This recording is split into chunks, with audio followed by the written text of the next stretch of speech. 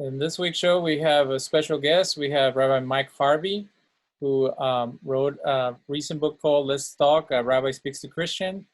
It's published by Fortress Press, and it's available on Amazon and Barnes & Noble. And it's for Christians, leaders, clergy, and lay people about the Jewish aspects of their faith, as well as misconceptions and issues with anti-Semitism and the historical Jesus. We're honored to have you because we've been having two series. The first one was called the Jesus the Israelite, where we discussed the Jewish life of Jesus in context of history and how would he relate as a member of the Jewish people to the temple, to Jewish life cycle and other things that are related to Jewish life. And now we are discussing the mystical components of Paul's teachings that I think sometimes people are not aware of because of all these layers of centuries and misinterpretations that have happened. So our previous guest was discussing the history of the Jewish Christian movement and how it kind of survived throughout all the persecution from the mainstream church and different empires. I would like to know, as you wrote your book, were you thinking of just modern interpretations and ways of looking at the Christianity from a Jewish perspective, or were you also thinking about the original text and how they related to the greater Judaism, or like some scholars would say, the Judaisms of the Second Temple period? Well, I was looking at both of them, actually. The first chapter of the book discusses the difference between first century Judaism and modern Judaism. And the reason why is because most Christians, their only view of Jews is through the skewed lens of the Gospels of first century Judaism. They know very little or nothing about the rabbinic period or later and into modern Judaism. And so those distinguishing factors are really important to discuss the historical context and culture of the Second Temple period, as well as the different sects at the time and where the Jesus movement took place within that. And again, the reason that this is relevant is because every time that there's an uproar in the Middle East about politics or regional conflict, it always comes to the front like, we're closer to the end times, and there's the Jewish version of the end times, the Christian version, and then the Islamic version.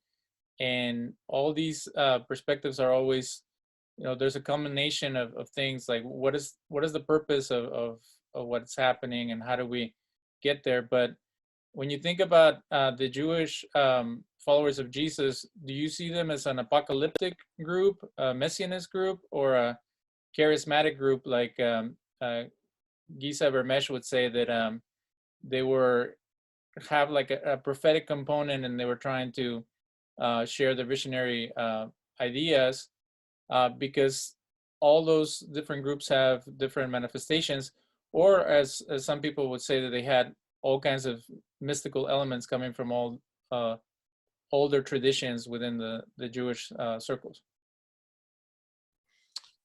Well, I would say that when the Jesus movement started, Paul's movement was very different from that of the evangelists, but overall, according to the Gospels anyway, what Jesus preached was an apocalyptic movement. He believed that the kingdom of heaven was to come in his time, in a short amount of time. It didn't, but that's what he believed. That also became a messianic movement, one of many that occurred throughout Jewish history, one of the many false messiahs that occurred. So I guess you could say it's both of them.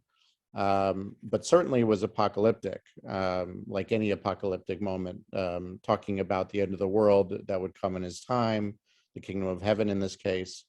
And one of the major reasons that we reject Jesus as a false messiah is because the apocalypse did not come, nor did any of the aspects of messianic predictions come true through the works of Jesus. So both of them worked against him in terms of that, in terms of the Jewish Christians and then the Gentiles using Gnosticism and paganism to build a new, what became a new religion, but became a sect of Judaism up until like the 4th, 5th century.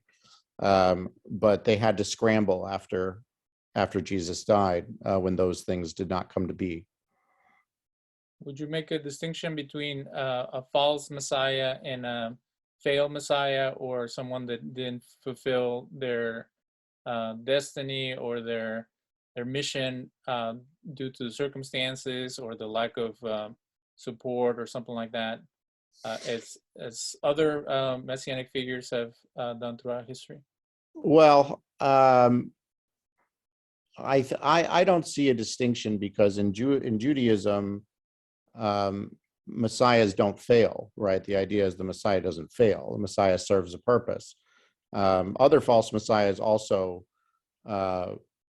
were figured out to be false, such as Shabbatai Zvi, Frank Jacobs, those sort of things. You know, Shabbatai Zvi is a great example when he reassured his place as a false Messiah when he converted to Islam, when threatened by death, right? That's not a failed Messiah, that's a false Messiah.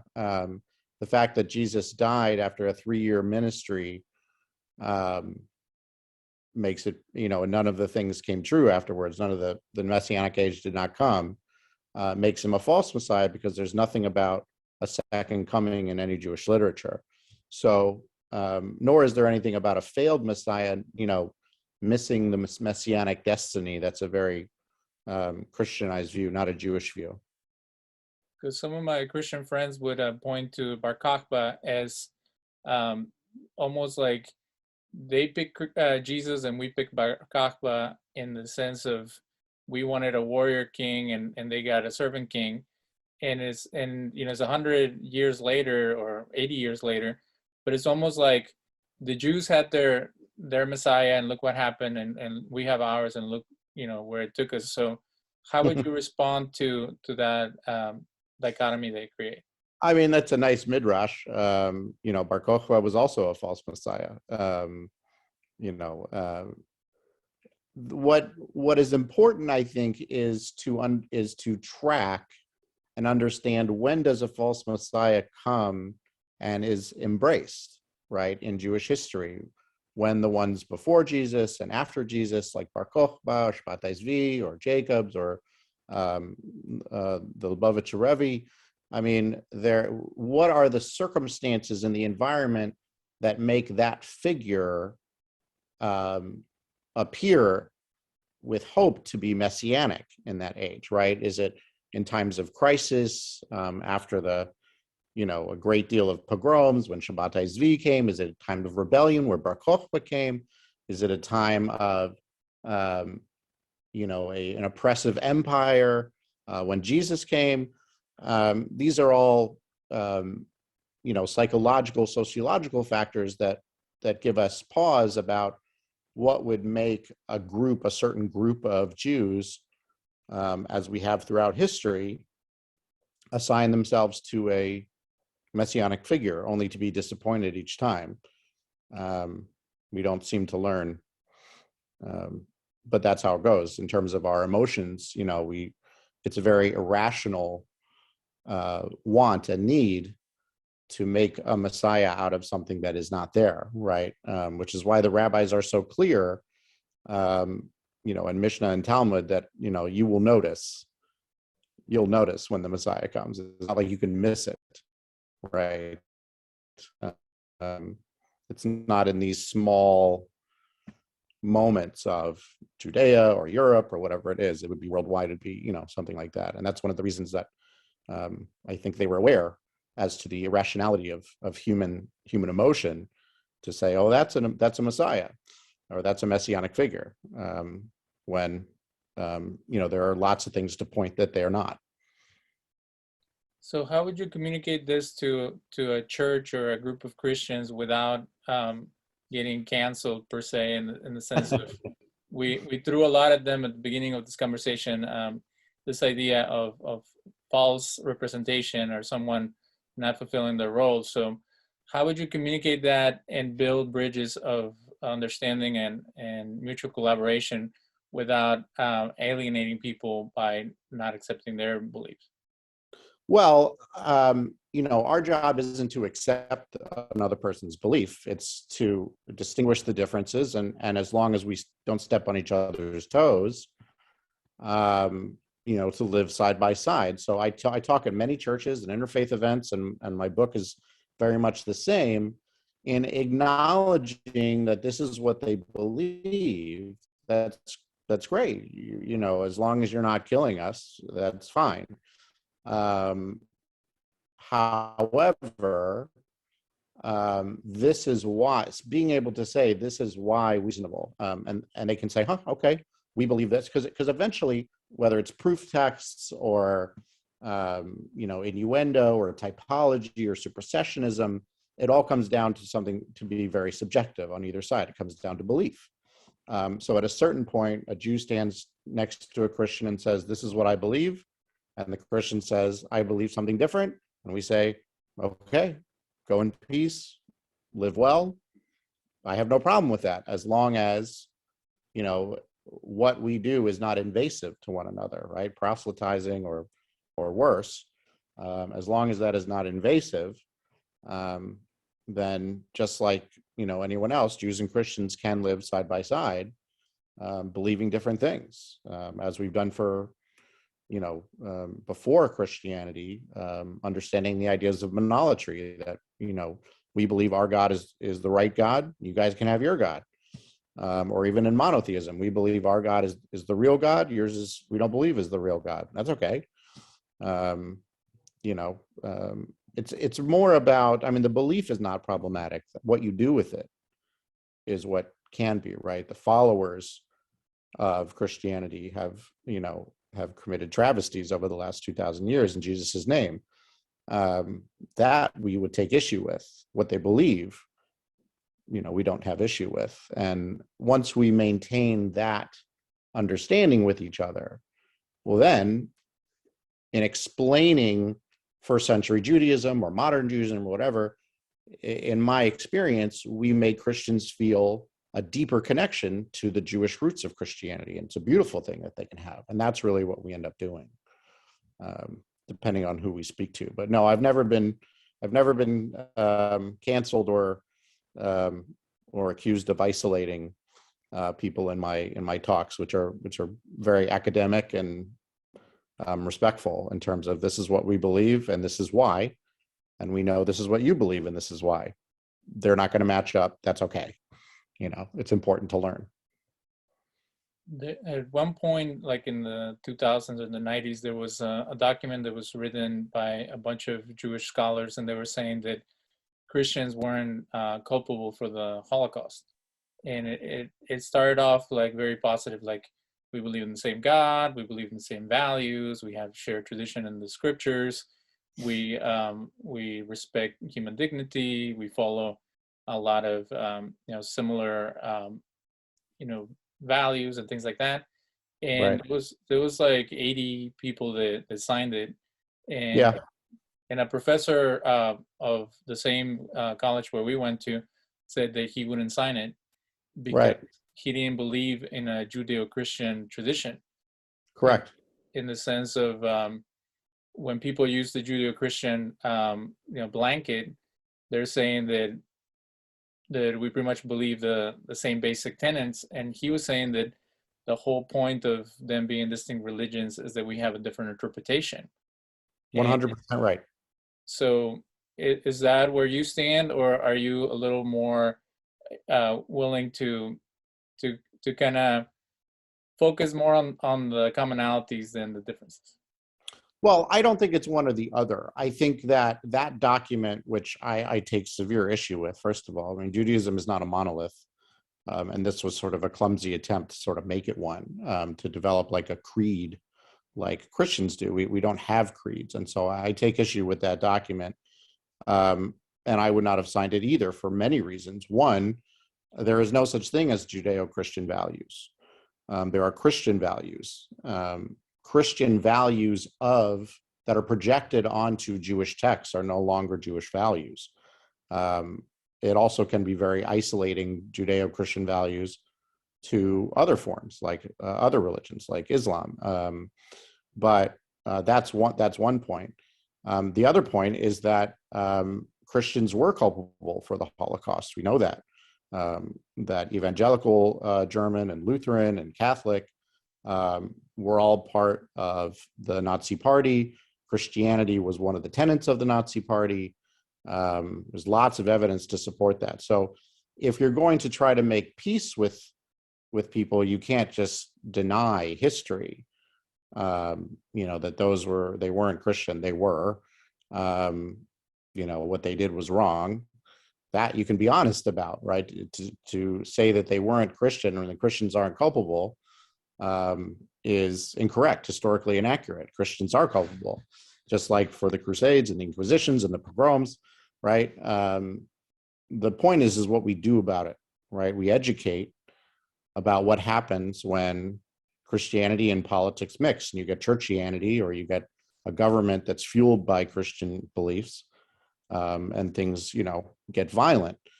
But again, none of that has to do with finding the similarities or the differences. Pointing out the tragic history of basically Christian genocide against Jews is not a divisive thing. It's an educational moment, a learning moment. And what do we do with it now, right? It's not that we hold grudges. It's, you need to know this, and why Jews have genetic PTSD, why we don't attempt to, go to the discussion table without a little bit of weariness, as Rav Soloveitchik taught us. There's a great deal of baggage that comes with it. And to deny it would be to ignore 2,000 years of history. I go in and educate and hold on to that baggage on both sides, and then say, well, then we can talk.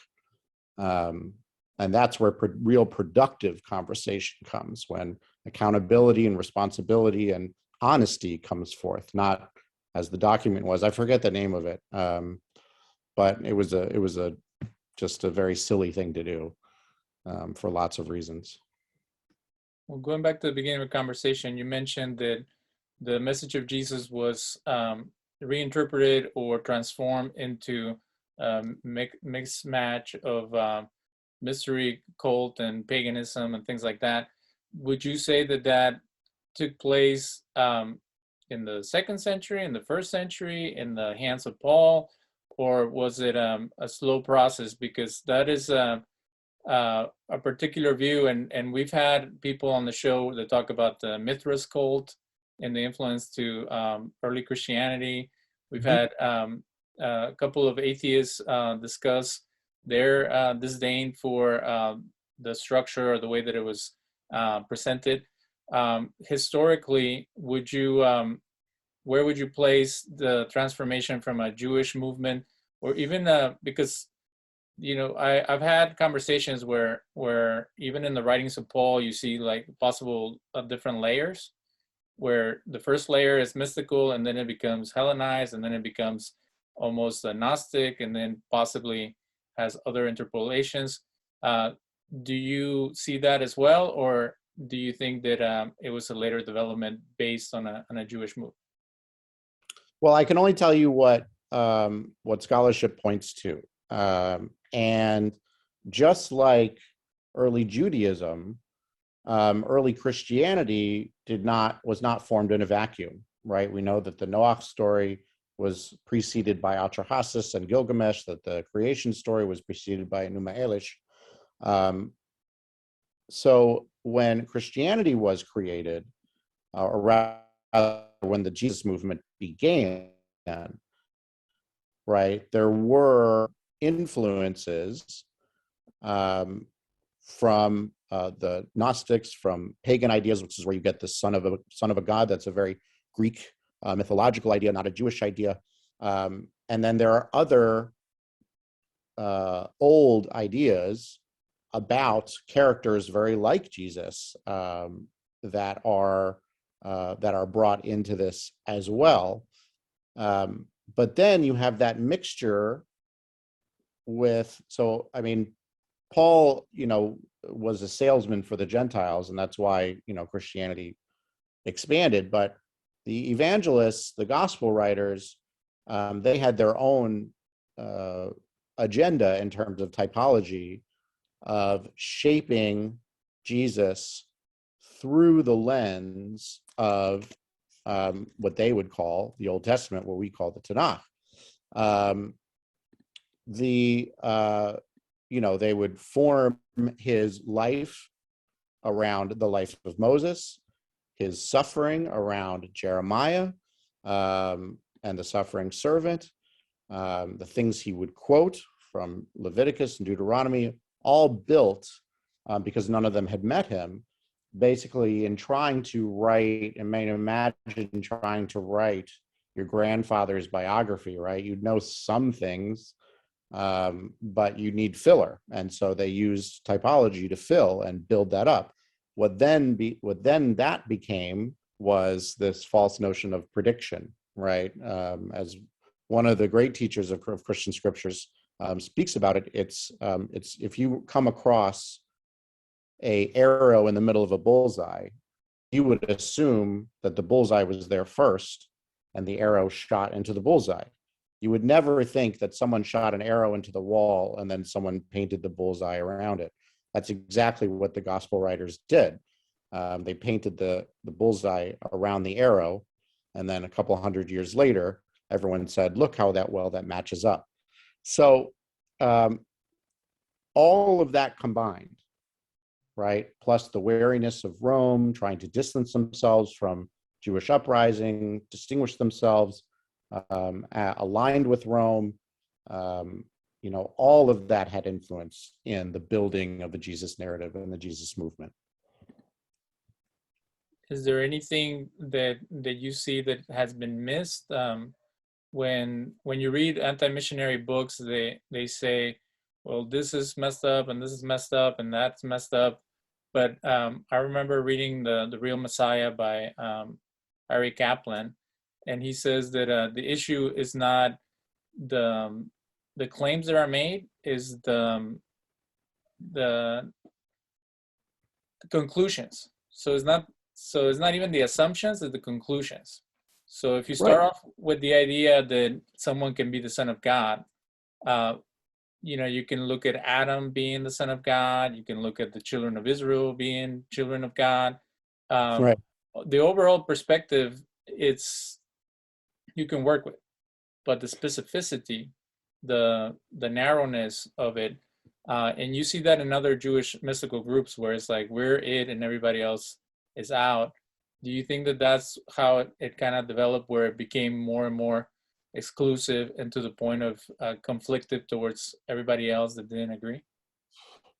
I think every religion, when it's being built and even later, protects itself in that way, but also builds itself off of conclusions, as you said. So if you imagine like a Jenga tower, right? If you believe that the scriptures of the Tanakh point to Jesus, right? You then have to say, well, Jews don't recognize their own scriptures, which is supersessionism and replacement theology. That Jews don't imagine their Bibles, standing on its own, serving an additional purpose, right? So you need to change the whole perspective of that, right? And then you go into, proof texting, right? We as Jews, we converse and argue about text, right? A Christian wants conversion, not conversation, because of what has taken place in that. So that's another layer. Well, what does that mean? That means that there's a certain way to proselytize and a certain reason for it. And then you assign blame, right? Jews are accused of being Christ killers, deicide, the calls against the Pharisees as hypocrites, synagogue of Satan. You need to have an enemy and, unite against that. So, I think that with all of this, when any religion is being built, certainly when the Jesus movement was being built, they did what they could to, one, survive in a hostile environment, an oppressive empire that had just smashed a rebellion, and then living in a Hellenized world, seeing what worked, seeing what didn't work, who was available, right? There's only so many Jews and Jewish Christians that were part of that. They moved to the Gentiles. It was very opportunistic. Meanwhile, Judaism went a whole different direction. So while Christianity was being formed as a biblically based sort of hodgepodge of other things, Judaism moved on to rabbinics and that sort of thing. And so up until the 4th, 5th century, Christianity still was like another sect of Judaism, sort of like in North America today, where we've got Reform, Conservative, Orthodox, Renewal, whatever it is. The Jesus movement, Christianity they probably intertwined and intermixed, but at a certain point, when the church and the declarations and the governments, whatever, got involved, all of that intermingling stopped. And all of the assumptions over the last 400 years came into dogma and creed, and that's when things got official, So I think it's a hodgepodge of factors, and then when it lands in the hands of power, what happens to it? And here Christianity landed in the hands of power and Judaism didn't. Do you see any traces of Agadah or Halakha within the New Testament? And for our audience, it's moral teachings or stuff that can be interpreted, and then legal treatises or legal aspects of identity in relation to the life of Jesus and the apostles. Well, what I'll say is this, one of the main criticisms of Jews in the New Testament is that we're legalistic, is that we're too legalistic, right? Jesus makes that point in the Gospels quite often. And so I wouldn't say that it's halakhic in many ways. That being said, Jesus does reference a few of our commandments, a few of our Torah verses, and does his own midrash about them. This is most important, or this is what this means for his apocalyptic idea. So certainly it's agadic in that way, but I wouldn't say it's halakhic, because the entire idea of Jesus is in the Jesus movement is that all of the legality is fulfilled by his presence, which means halakha is no longer necessary for him. For Christians, for us, it is still necessary, because nothing fulfills halakha for someone else in Judaism. That's a Christian idea. That being said, Jesus does do a lot of agadah in terms of parables and these sorts of things. A lot of them are anti-Jewish, but that is certainly what the gospel writers anyway created him as agadic and a storyteller and parables and teaching through those stories, which is very familiar to Judaism. We teach through stories and through midrash. And a lot of Jesus's other teachings, the golden rule that they talk about so much. Well, that's a Hillel rule, of the do unto others, or what is hateful you do not do to your neighbor, right? I mean, there's references to show that what the gospel writers were trying to show Jesus as was a knowledgeable Jew of Second Temple teachings. So there's no doubt that there's that agadic storyteller midrashic aspect to him, according to the Gospels. But I think I'd have a hard time arguing anything in terms of legalistic. There's too much polemics against legalities in the New Testament to see it as anything halakhic. One of our future guests on the series says that in the last 40 years, they've been trying to recreate Paul into a more Jewish teacher and more in line with Second Temple Judaism, and that his proof that it's a real thing and it's not a made-up one is that in the book of Acts, you see him partake of the rite of the Nazarite. and that he follows James, who's known to be more religiously Jewish than the other people from history, and he does he proves that he does not go against the law of Moses in his actions. Do you see any history within that, or is that also trying to win people over, or a form of writing history to look good in the eyes of the people who are trying to turn around? Well, I don't want to come down too hard on that. I think people are open to attempting to find aspects of characters in antiquity. They're allowed to do that. But, there are several things sort of standing in their way. I mean, Acts was not written by Paul. Acts was written by Luke, right? Or the Gospel of Luke, that same author, which means, well, that has an agenda, and what was he trying to write about Paul and all that sort of stuff. It's not really particularly historical. The other aspect is that Paul was the one who reversed the sequence for salvation, right? Gentiles precede disbelieving Israel because he has the covenant skipped from Abraham to Jesus, with membership restricted to those in Jesus, irrespective of whether they're Jewish ethnically, right? That's Romans 9:6, right? So what that means is the fulfillment that we Jews have sought has already occurred, but the disbelieving Jews are blind to the fulfillment of our heritage. As someone who is, Jewish would not preach such things, would not say such things in that way, right? He had clearly converted himself into something different, a Jewish Christian, right? He chastises his what I guess you could call fellow Jews for not accepting Jesus as the fulfillment of this,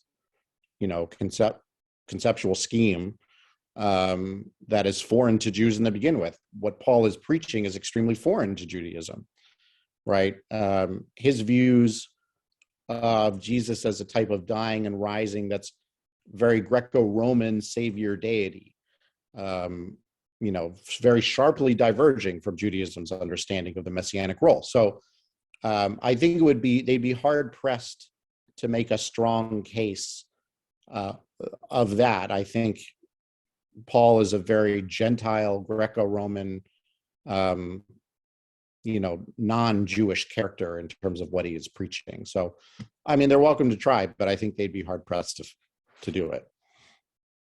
Are you familiar with the teachings of Philo in relation to the logos, and how you need some type of intercessor between God and man? Because I thought that it was completely foreign and outside of the Jewish purview, but when I heard Bart Ehrman bring up Philo and this idea of either the logos or the membra, or some almost like a sephira that becomes interlocutor between us and God, then it became a little more understandable that they would have their own version of that, or even the figure of Enoch becoming an in-between, or in some other groups they had, like Moses became divine at Mount Sinai. Do you think any of that has any, because there's a book called The Jewish Gospels by Daniel Boyarin, and he says that within the world of Judaism at that time, there was all kinds of out of the ordinary ideas that now Jews would consider crazy, but that back then it was many of the options. Do you think that those things were part of Jewish theology at that time, or there are later additions or perspectives? Oh, well, there's no doubt. I mean, I think Boyer is correct in a lot of what he's writing. I mean, he's a wonderful scholar in that way. I love his work, and I use it very much in my book as well. There's no denying that, from the Qumranites and Essenes to the division of the Pharisees and the Sadducees, that there were some, what we would say, sort of out there views swimming around in Judaism at the time, in the first century and Second Temple period. I mean, all you have to do is study Dead Sea Scrolls to know that what was going down with the Qumranites, and that's They had their own messianic idea. They had their own intercessor idea, that sort of idea.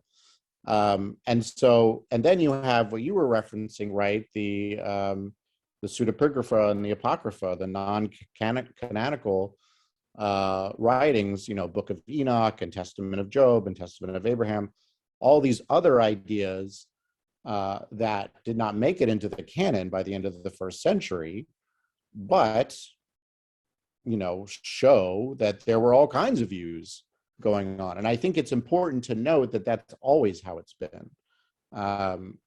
If you read the Tanakh, there are plenty of views that conflict with one another within the Tanakh, right? The Psalms are a great example. There's all kinds of different theologies in the Psalms that became minor, and the other ones won out, right? The evolution from polytheism to monolatry to monotheism. Monotheism clearly was the school of thought that won out.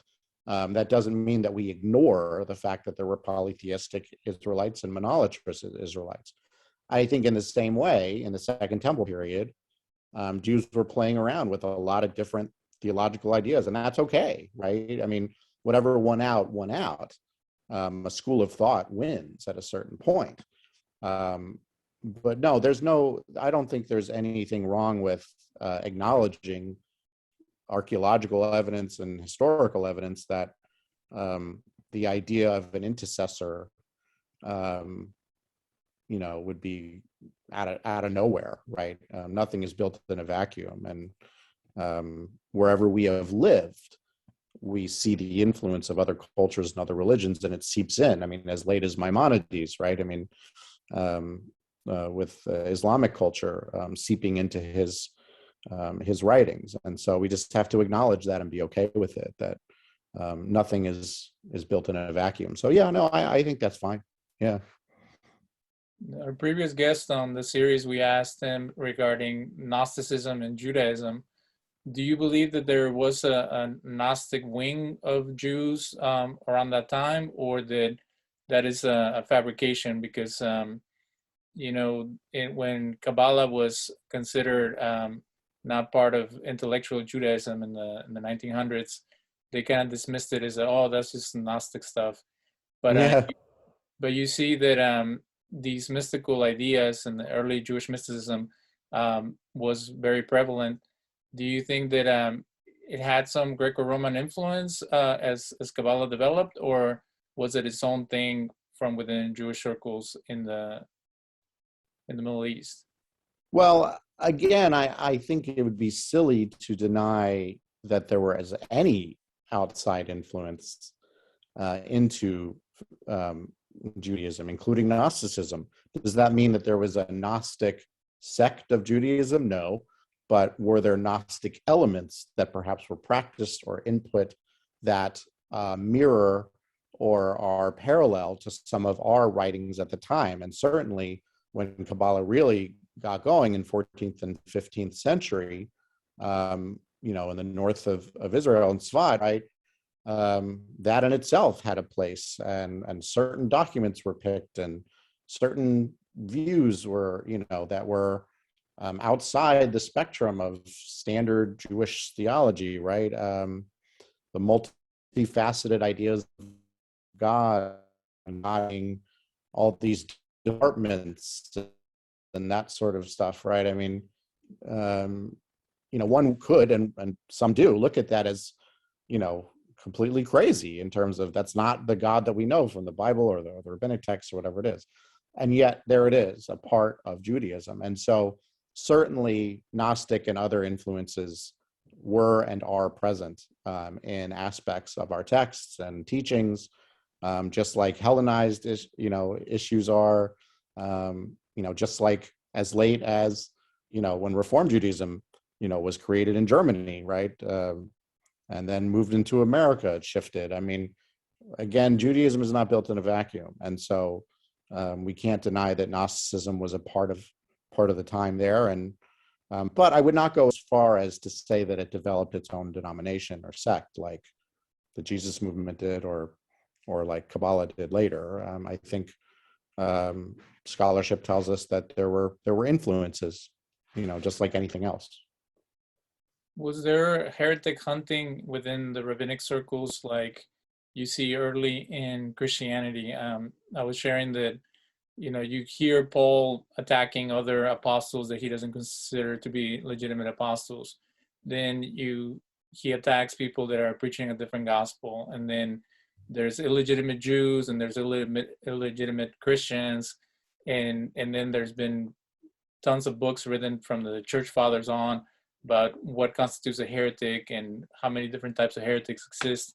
Was that going on within rabbinic circles too, or was it more limited and less discriminatory against divergent views? Well, I'll say this about the rabbis, the Amoraim and Tanaim and, the Gaonic periods. The one thing that we did was certainly we argued and we thought certain people were wrong, but we retained the minority opinion in the Mishnah and the Talmud, right? We don't delete it and say it never occurred. We retain it. We retain it as part of the discussion, and then we say the sages ruled in this favor, right? The reason for that is because sometimes that majority opinion doesn't work anymore. And instead of starting from scratch, they go to a different opinion or a minority opinion that does work, that has some value to it. That being said, there are plenty of stories of rabbis, sending people to harem or, calling out blasphemy or heresy, whether they are true or not, or to be allegorical or eisegesis, to teach a lesson of some kind. That's subjective and individual. But I would say what Paul was doing was quite different in terms of calling out legitimate or illegitimate, Jews or Christians, because he was in the business of sales. He was attempting to build a religion. And so he needed it stacked accordingly and organized accordingly. And this was you're in and this one you're out. Rabbinic Judaism wasn't really ever like that. There's always exceptions and there's always stories and there's always multiple perspectives, and that's okay.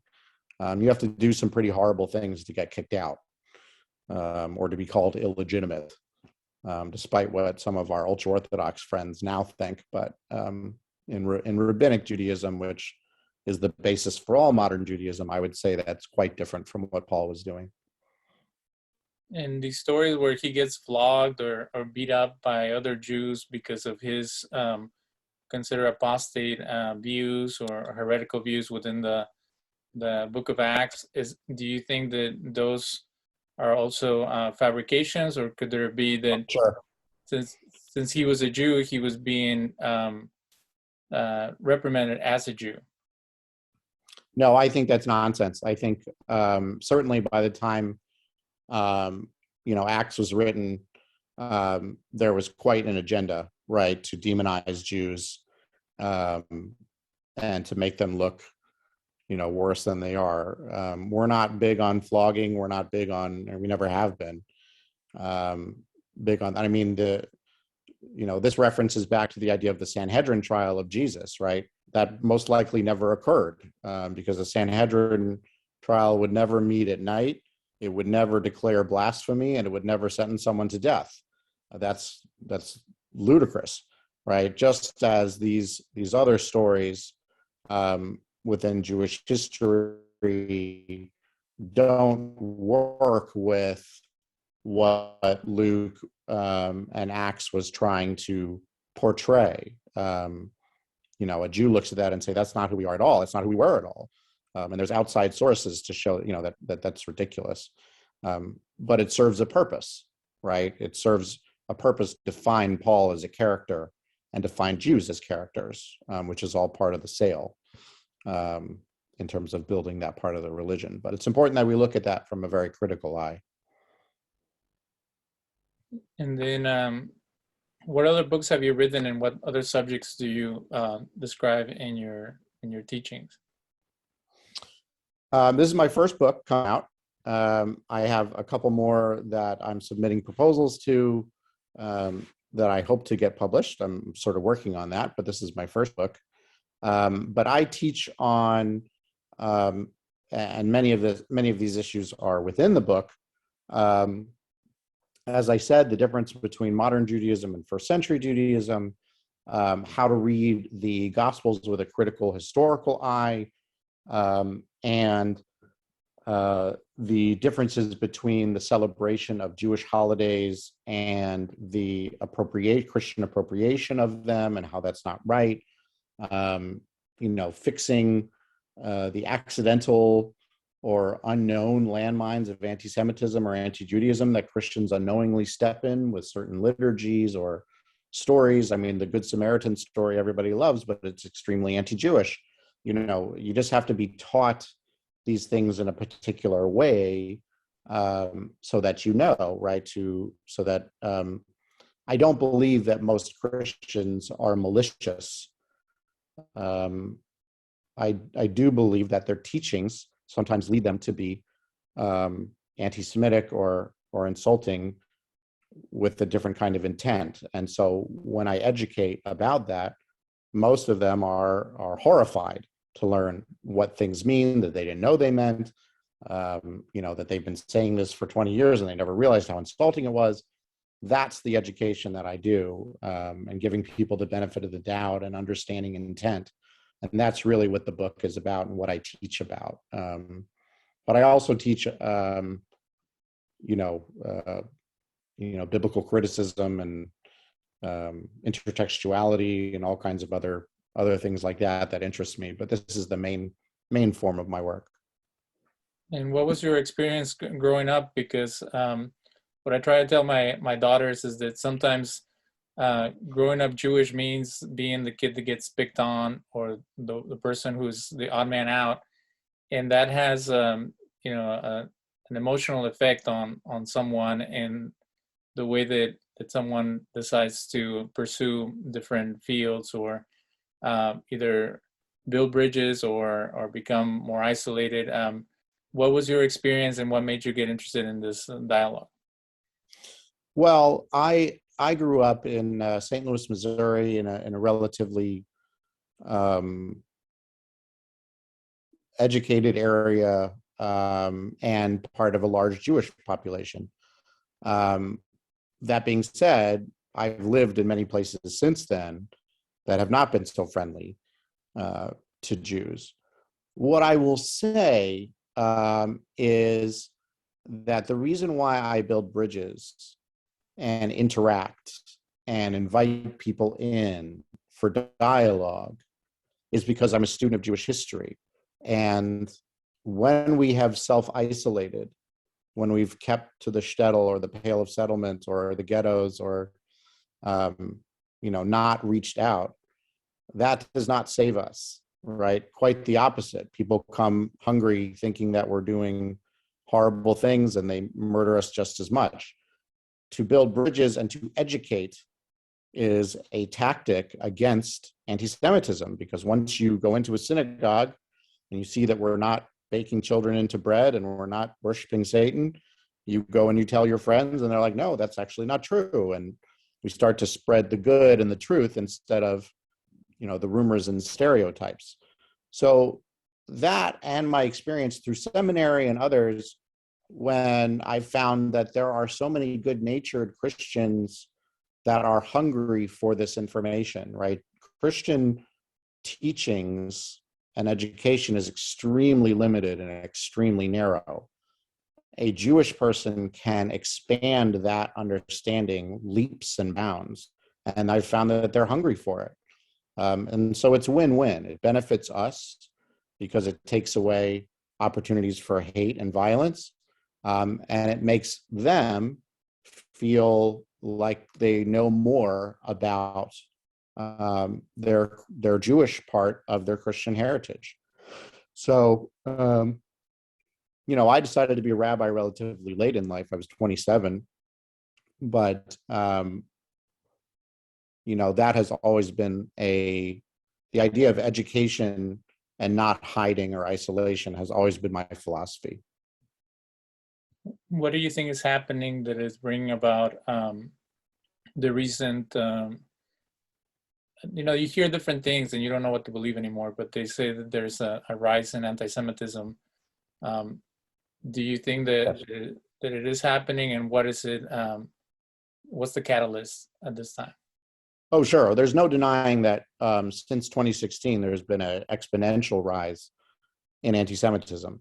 There's a couple of factors involved in that. One is the rise and empowerment of white supremacy, neo-Nazis, Proud Boys, that sort of thing, being empowered and being put in power, the lack of education of those who are on the right, with conspiracy theories. The QAnon conspiracy theory is extremely anti-Semitic at its roots. So that's what's happening on the right. On the left, we see extreme anti-Israel. And we see, beyond what was a nice balance between being supportive for Israel and being supportive for Palestinian human rights. Now it's extremely hateful and anti-Israel. And the only pro-Israel people on the right are those with Christian Zionism, which means they want us to come over there so that Jesus can come and erase us. It's not a good-natured Zionism, it's Christian Zionism. So those factors together have made a mess of global anti-Semitism.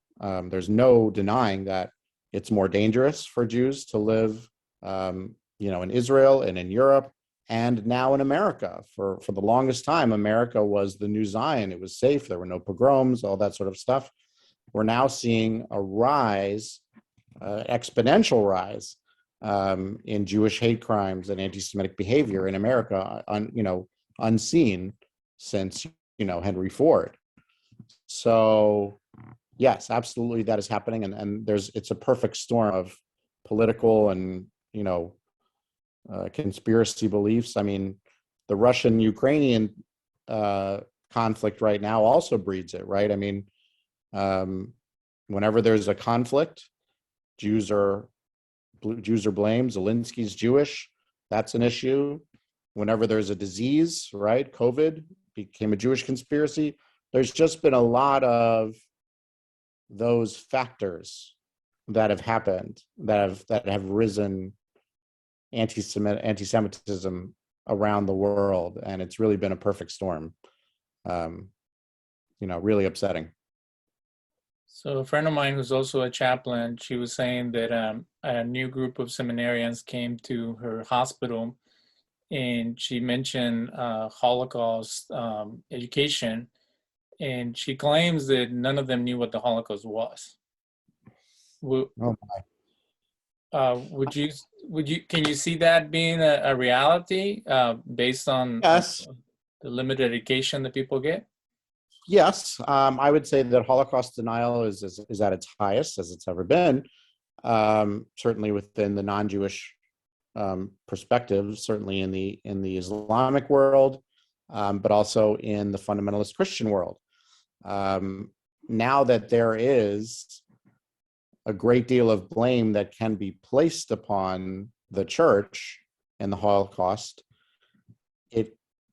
it comes as no surprise that just like the Crusades and the Inquisitions and the pogroms are not taught to Christian seminarians. Why would they want to be taught those things? So it's up to us to maintain Holocaust education. But yeah, I mean, it's really sad, but I believe it. I believe that particular Christian seminarians would not have known what the Holocaust. I mean, I'm sure they've heard of the term Holocaust, but what it really was, what it amounted to, that makes a sad sense. But yes, I believe it. So I asked a Christian friend of mine what he thought about that, and he said, well, I grew up around the Vietnamese, and I didn't know anything about the Vietnamese until I moved next to them. So out of sight, out of mind. So the same would be for the suffering of Jews in Poland and Europe, that if it didn't affect you, it's not part of your history. What do you think about that kind of response? Like, Mm. Is it our responsibility to be aware of genocide and persecution, or can we just blow it off as like, well, it's none of my business, it's not my pig, not my farm? uh, I don't think that's acceptable. I mean, I know about Cambodia and Rwanda and, you know, all these other genocides, and I've never been there, right? I know about what's happening in China with Christians, and I've never been there, right? I knew about the ethnic cleansing in Yemen. You know, I've never been there. We make a choice when something to be out of sight, out of mind. That's a form of privilege that we don't have to hear about it or learn about it, right? I mean, I was speaking to my Christian colleagues today about the amount of anti-Semitism that I experienced on Ash Wednesday over social media. And they'd never heard of such a thing, right? They did not know. Why would they know?